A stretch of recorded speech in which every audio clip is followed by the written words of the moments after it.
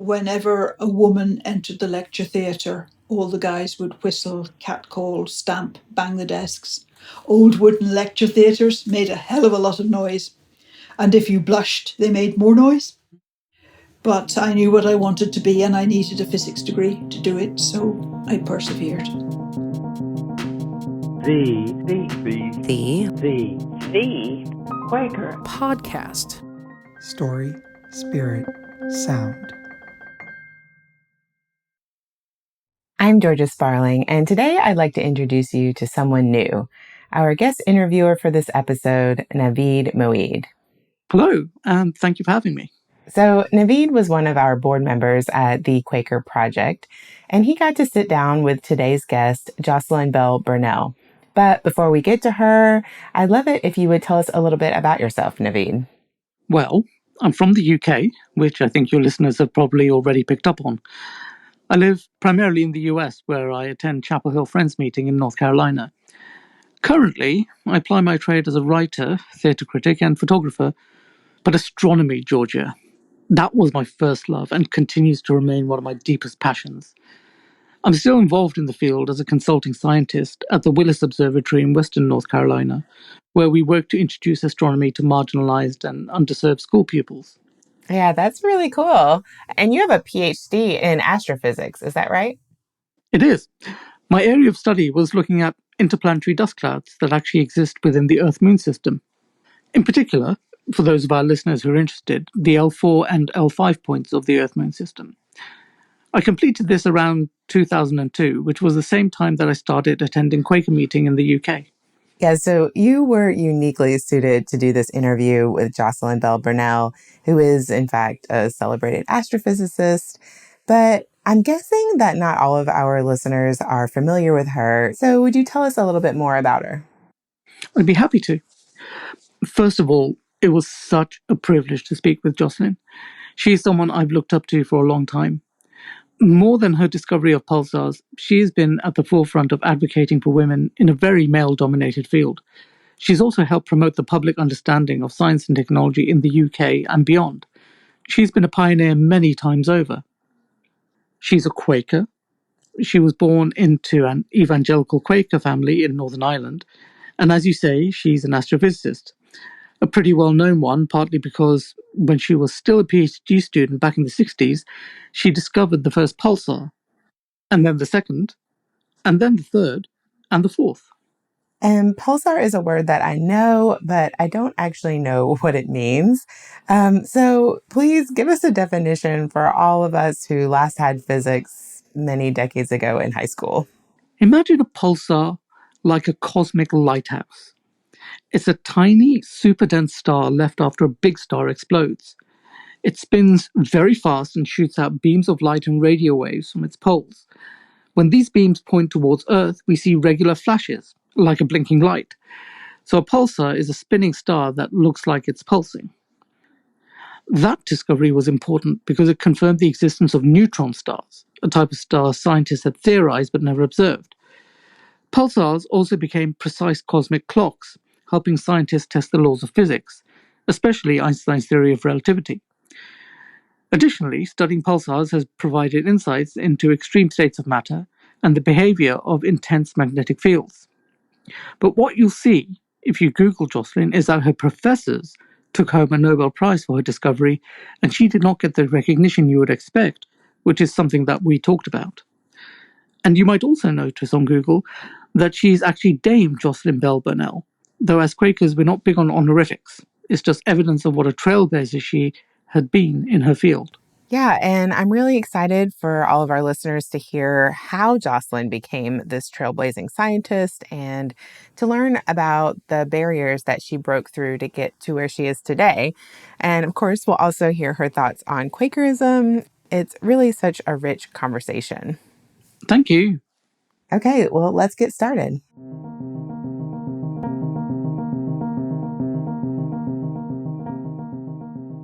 My early years were rather unusual. I was born during World War II, 1943, in Northern Ireland, and lived in a house we called Solitude, which was the family home, quite a big house, but rather isolated, hence the name Solitude. And because it was wartime, we had living with us several German Jewish refugees. Well, maybe not all have been Jews, but they were Jewish sympathizers. Quite a few family members and some other close friends. And there were, 14 or 15 adults and myself in the house. Quite a big house, it has to be said. So that's where things started for me under wartime conditions. My father was an architect, but wasn't actually practicing architecture at the time. He was taking responsibility for farming our land. And some of my earliest memories are of me helping, in inverted commas, getting the harvest in. When it comes to that part of your life and growing up as a birthright Quaker, how close to God or the notion of God at that time do you feel that you were as a family, especially coming out of the war?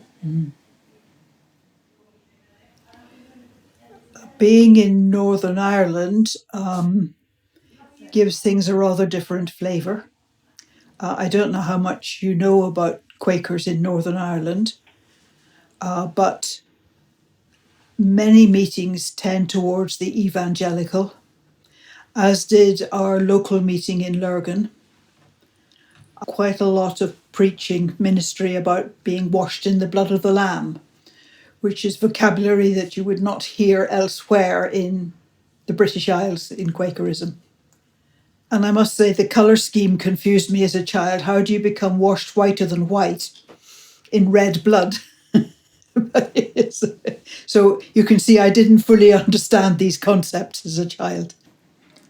What was the moment where you felt you really owned being Quaker?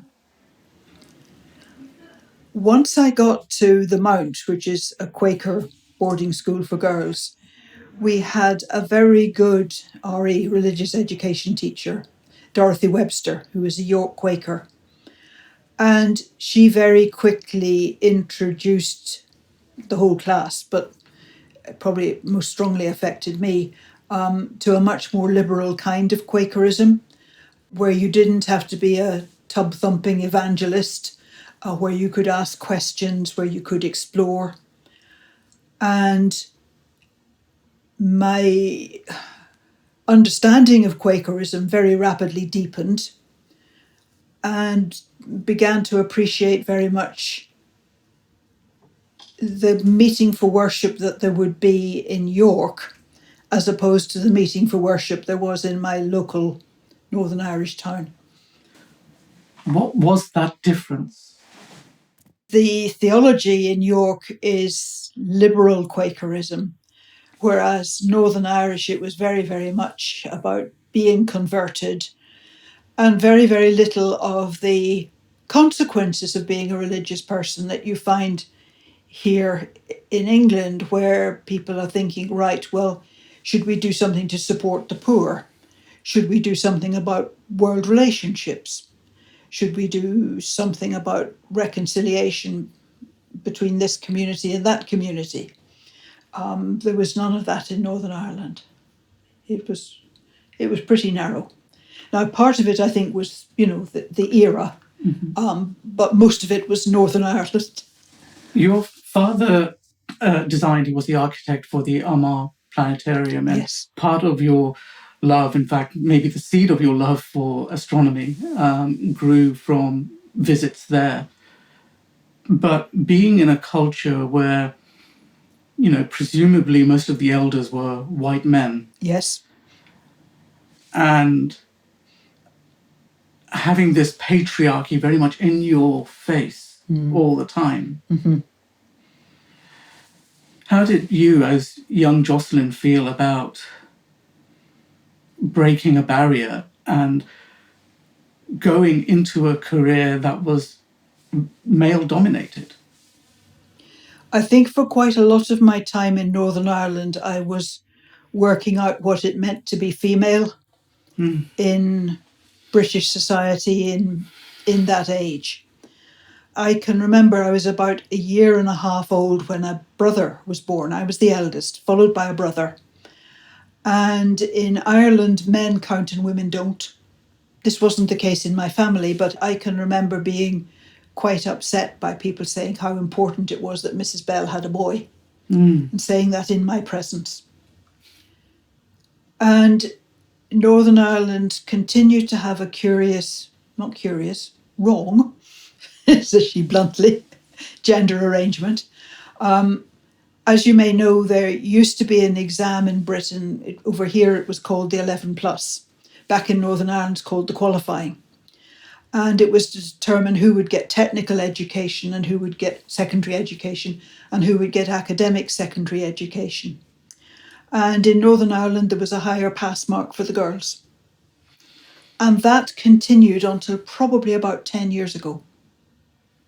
Because everybody knew that girls were only going to become wives, mothers, stay at home, and it was boys who'd contribute to the economics through the workforce. But too many girls were passing this exam and depriving boys of grammar school education. So they put a higher pass mark for girls. And that continued until very, very recently. I failed this important exam at 11 and should have gone on to have technical education, learning to be a secretary or a cook or a nurse, something like that. But my parents had fought for me to be kept in the upper stream until age 13 when I would go away to York. And I was in the upper stream and I did extremely well in the upper stream. Also, interestingly, had a fight to get to do science. And I wanted to do science. My parents said I'd get to do science, and I got sent to the domestic science room. But when I told my parents that evening, they hit the roof and phoned the head teacher. And I think phoned one or two other parents as well. And we were the first ever girls to do science in that school. And the teacher clearly had never taught girls and wasn't quite sure what we'd do to the dynamics in the classroom. He made us sit right up against his bench, within spitting distance of him, so as he could keep an eye on us. But actually, we did physics that first term and I came top of the class, which I think was good for the image of girls doing science in that school.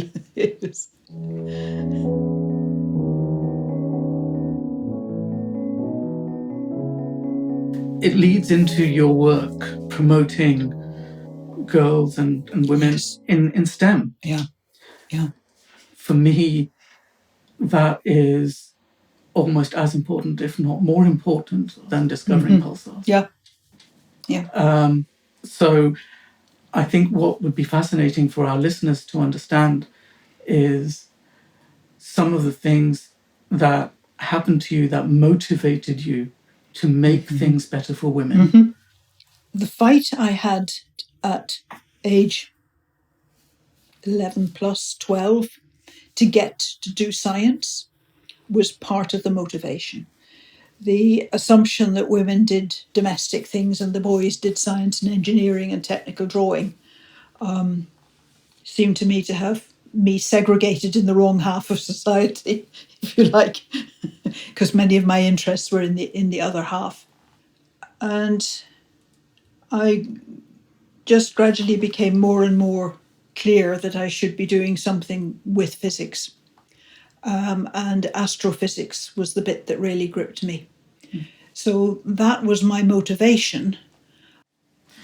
So can you tell us about some of the misogyny you faced at the university level, at the undergraduate and then the graduate level as well? I did my undergraduate degree in Glasgow. A lot of physics, a lot of maths. Going into the honours physics class, it's a 4-year course, and years 3 and 4 are the 2 honours years. It turned out I was the only female doing honours physics in a class of 50. Glasgow at that time, the student body was quite sexist. And whenever a woman entered the lecture theatre, all the guys would whistle, catcall, stamp, bang the desks. Old wooden lecture theatres made a hell of a lot of noise. And if you blushed, they made more noise. I learnt to control my blushing, which was quite important, and could march into the physics lectures stony-faced, as the only female, and take my desk. But equally, if I asked a question in class or made a comment, stamping, whistling, catcalling, banging the desk, it meant basically I had nobody to work with. There was them and there was me. And that made it tougher, I must admit. I survived it. But had there been 2 or 3 or 4 women, we could have worked together and helped each other. And I didn't have that. But I knew what I wanted to be and I needed a physics degree to do it, so I persevered.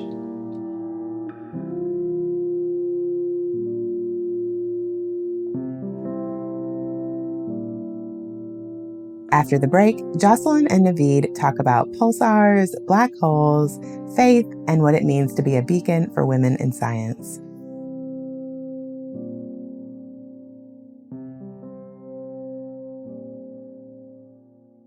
We often like to share stories of the people who listen to this podcast, so I recently called up one of our board members to learn why she signed on to be part of the Quaker Project. Well, hi, Georgia. I'm Lisa Mott-Story, and I live just outside of Denver in the mountains, and I attend Mountain View Friends meeting. So, Lisa, tell me a little bit about what drew you to Quakerism. Well, I actually started out as an ordained United Methodist minister, and I left the Methodist Church over gay rights back in 91, and I had visited Mountain View meeting and knew a little bit about Quakers. And I wanted to join a faith community that pulled me more in the direction that I wanted to go instead of me being inside of an organization that I was always trying to drag toward change in the future. Quakerism has always challenged me, pulled me more in the direction that I know I need to go, and continued to help me grow. And I've been a Quaker for most of my adult life now. Yeah. Lisa, you've known Jon for a little bit. When you heard about his plan to start a Quaker media organization, what were your thoughts? A lot of people just don't know that Quakers exist. And a lot of the people who are Quakers and are really active are older. And we just, we're like, how can we get people to find Quakers? How can we get young people?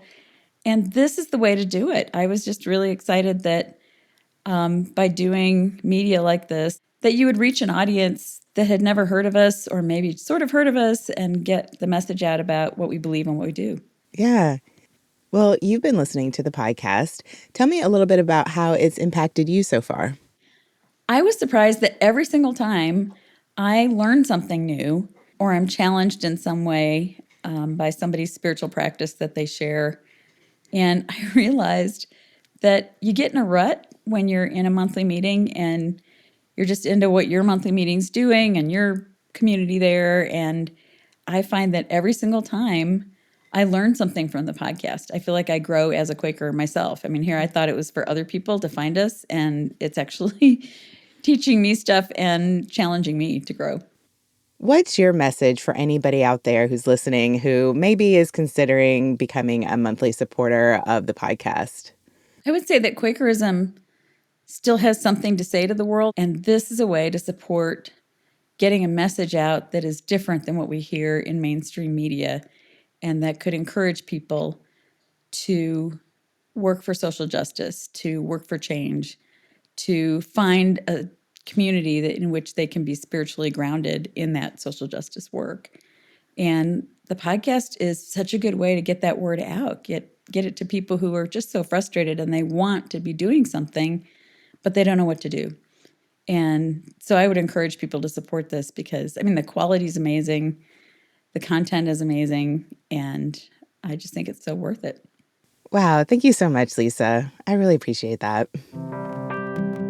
If, like Lisa, you have learned from this podcast, been encouraged or inspired by it, we would be so thankful if you would consider partnering with us to help us become a sustainable long-term project. Please go to QuakerPodcast.com to find out how you can become one of our monthly supporters. Thank you so much. And now back to the show.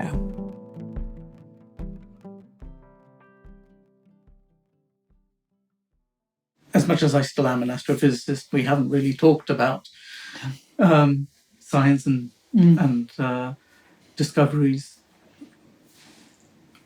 Probably the most thrilling discovery of your life was, well, not just discovering the first pulsar, because that could have been an anomaly. Yes, yeah. But the second one. Yeah. And as a scientist, Yes. I know just how thrilling it is when you see the confirmation. So can you tell us the stages that your heart went through when you discovered the first, the second, then the third and fourth? The first one was an absolute surprise. I mean, I knew there was this funny anomaly in my data that I couldn't explain, and that it kept constant right ascension, kept its place amongst the stars, so it wasn't terrestrial.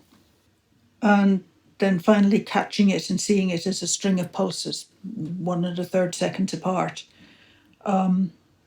definitely not what one expects, and nothing like it had ever been seen before. So I knew it was special, but I also knew that I might still have failed to notice something very obvious and it wasn't genuine or something like that. So it remained slightly uncertain. Thesis advisor came out the next day and watched as I set up, because I think he thought I'd got some wires crossed. But I hadn't, and he observed it for himself and saw it was pulsing at the same rate.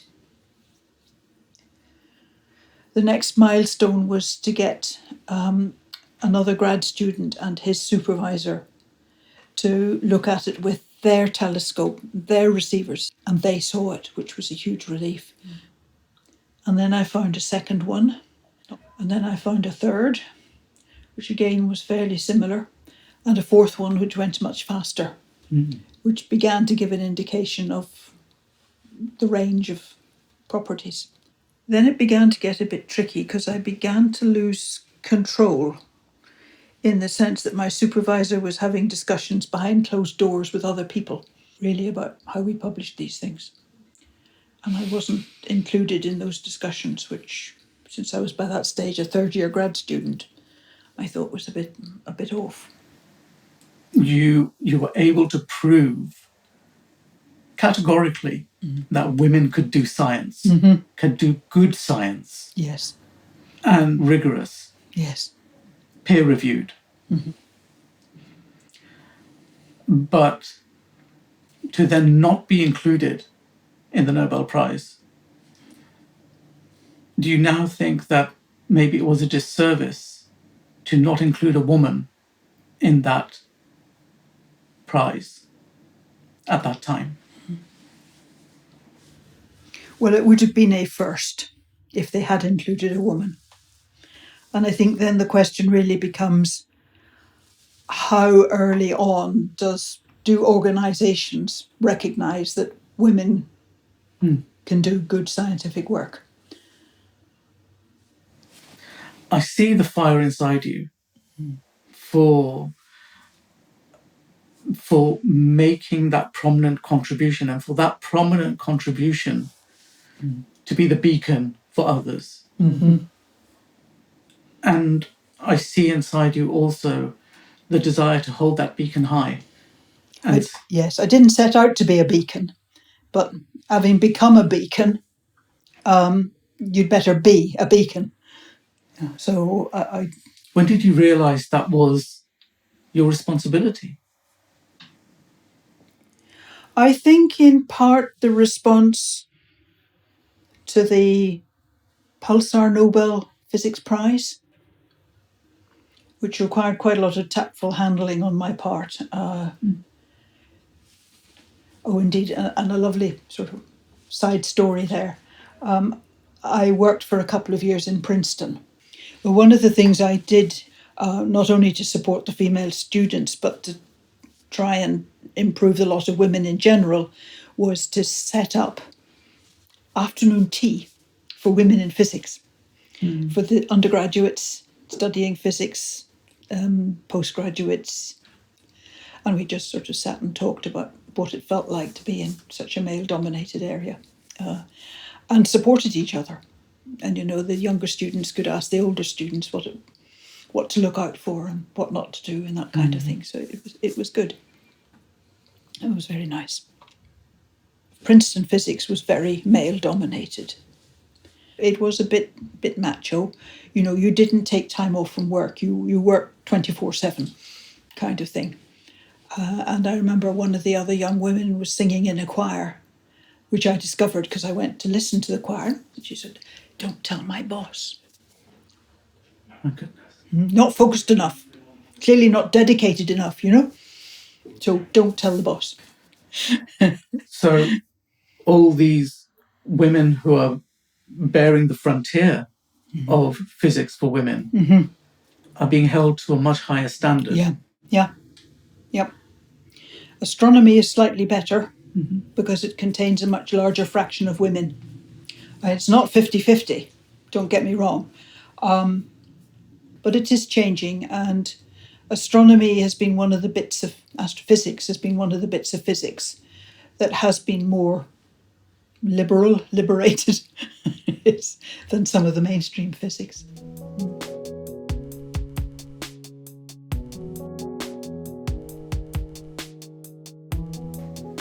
How has your faith and your trust in continuing revelation helped your science, and how have your discoveries and your methodology in science helped your practice in faith?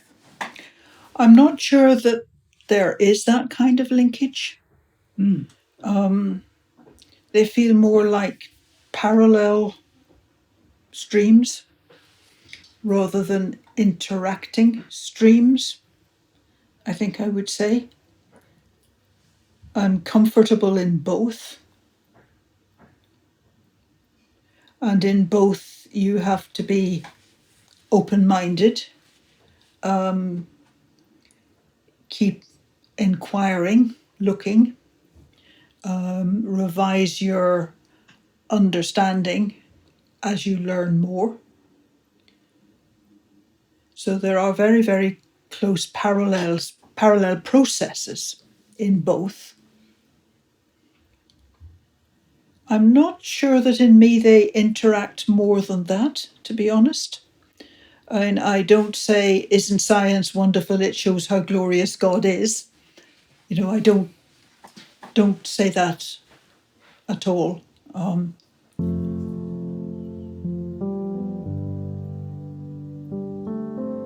Maybe what I'm saying is I'm not really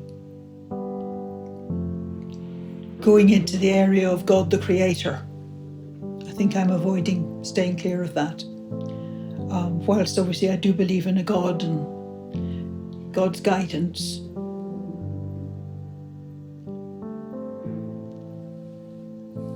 Yeah, I'm not sure I can say more than that.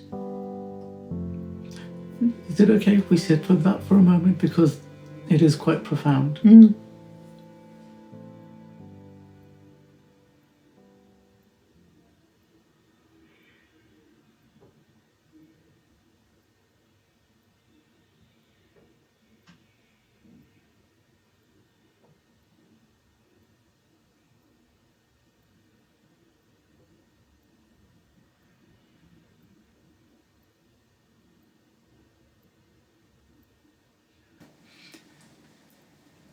I have a notion, and it's something that I'm led to,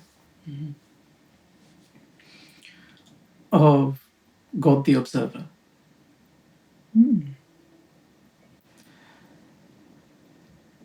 For me, I come back to Schrödinger and how the observer, merely in the act of observation, affects the outcome. Yeah. And I feel that is how God moves for me. not necessarily pushing buttons or guiding or building, but observing the outcome. Mm-hmm.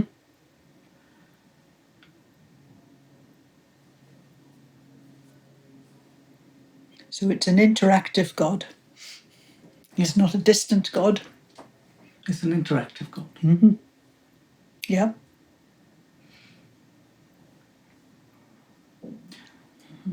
How would you say God has interacted with your life?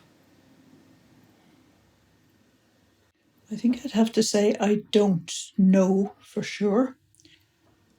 I have had some very deep meetings for worship. There have been particular moments in life where I've had to say something or do something. And there's been a quick fire prayer, God help me, and then in I go. Yes. Could you describe one of those moments for us? I think for me, the nearest equivalent might have been when you're doing Friends World Committee work and you have a committee or a group of people from very different traditions within Quakerism. And the way you present an issue to that kind of group can very much affect how the group responds, reacts, and how the business goes along or doesn't go along if you mess it up. And so that brings me to, I think, my very final question. A couple of times at least in what I've read, you've mentioned that, eventually the stars will go out. Yeah. Eventually we will be in a universe full of black holes. Mm-hmm. That almost paints a dark, almost nihilistic view of where this all ends, regardless. I mean, this could be billions of years after humanity. Yes. Or even hundreds of billions of years after. I disagree with the almost paints. It paints that picture. Yes. Might not spell it out quite in so many words, but... What does that picture mean for you spiritually in a faith like Quakerism, where we hold tight to so much hope? I'm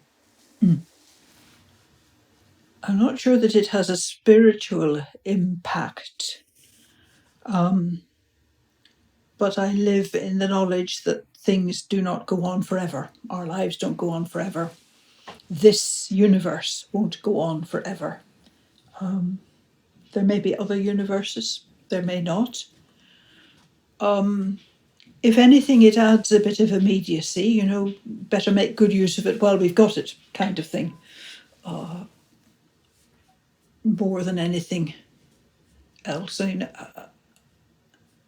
If you accept death, then accepting the death of the universe is not such a very big step beyond that, to be honest. So for you, it's about acceptance and making the most of the moment that we're in. That's right. Make use of what you have at the moment. Yeah. Yeah. And is that something that you've imparted in your life to your son, to your community? I don't know about imparting to my son. You'd need to ask him. But I think it's partly what's behind things like trying to get better recognition for women in physics, for instance. While we can, let's make this as good as it can be. Dr. Jocelyn Bell Burnell, thank you very much. Thank you. Thank you for all your time.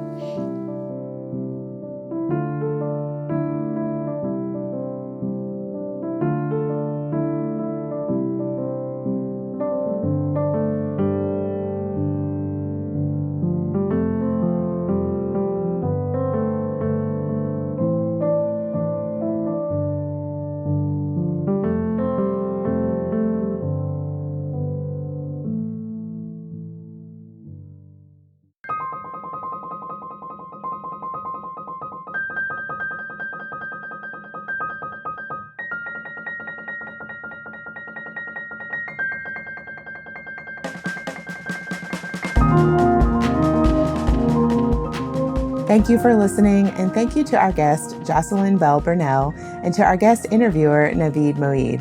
Check out our episode page for more information, discussion questions, and a transcript of this episode. That's at QuakerPodcast.com. This episode was reported by Navid Moeed and produced by me, Georgia Sparling. Jon Watts wrote and performed the music. Studio D mixed the episode. Your Moment of Quaker Zen was read by Grace Gonklevsky. If you like what you hear, please consider becoming a podcast supporter. You can do that on a monthly or a yearly basis. Head to QuakerPodcast.com and click on support to learn more. Quick note, we'll be taking a couple of weeks off to work on new stories, and then we'll be right back in your feed. Now for your moment of Quaker Zen. William Tabor, 1992. I once thought worship was something I do, but for many years now, it has seemed as if worship is actually a state of consciousness which I enter, so that I am immersed into a living, invisible stream of reality, which has always been present throughout all history. Sign up for daily or weekly Quaker wisdom to accompany you on your spiritual path. Just go to dailyquaker.com. That's dailyquaker.com.